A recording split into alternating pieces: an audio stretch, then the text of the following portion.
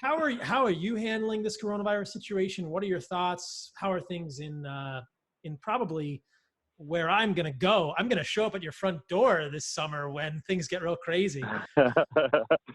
Yeah. Well, I have an entire pantry full of sardines and probably about 25 white-tailed deer just out there waiting to be harvested. So there's and I had a bunch of arrows made last week, a bunch of extra arrows made just in anticipation. I've already got a lot of ammunition stocked up, but figured I'd throw a few more sharp sticks into the mix just in case this thing goes on till, whatever, this winter or beyond. I may have to start doing a little more harvesting than usual of the venison that's around the property.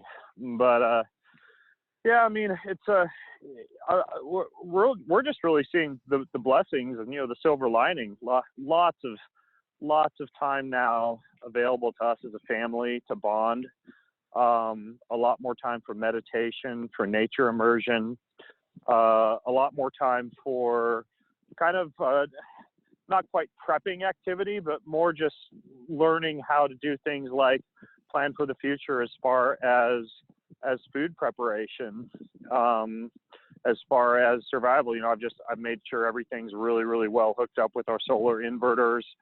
We're already on well, and we're relatively off grid out here, but just making sure all the boxes are checked as far as preparation is concerned. And we already do a ton of gardening. We do a ton of fermenting. I've actually been teaching myself how to sprout this week, so I've been doing a lot of sprouting. I've got all sorts of jars with big long tails growing out of seeds, and I'm setting those out in the sunlight, and they're turning green, and concentrating the chlorophyll in those. And I've been making a lot of like coconut milk and goat milk ferments and yogurts and kefirs, and we're doing a lot of planting. My wife's growing a lot of grasses and a lot of shoots, and doing a lot of planting out in the garden because we have about 8 raised vegetable beds out there. The boys are getting hot on me now to start to get all the fishing tackle and fishing equipment ready so we can start to go hit up the local lakes and harvest fish from there. And we're kind of treating it as a way to return to our roots ancestrally. And we don't go to the grocery store that often as it is, but it's kind of fun just planning life around what if we can't go to the grocery store, and nothing's going to be available on Amazon. And between that and man, just and I actually wanted to touch on this with you and hear your thoughts about it, because I'm doing what I would consider to be with my family every single day, sometimes twice a day, one of the best things you can do, not only for your immunity, but also for your nervous system and for your stress, and even to manage things like anxiety and fear. And we are doing some pretty intensive intermittent hypoxia and breathwork sessions, particularly in the sauna, just dripping with sweat. Me and my boys and my wife, and then we're following that up with these long cold soaks out in the backyard.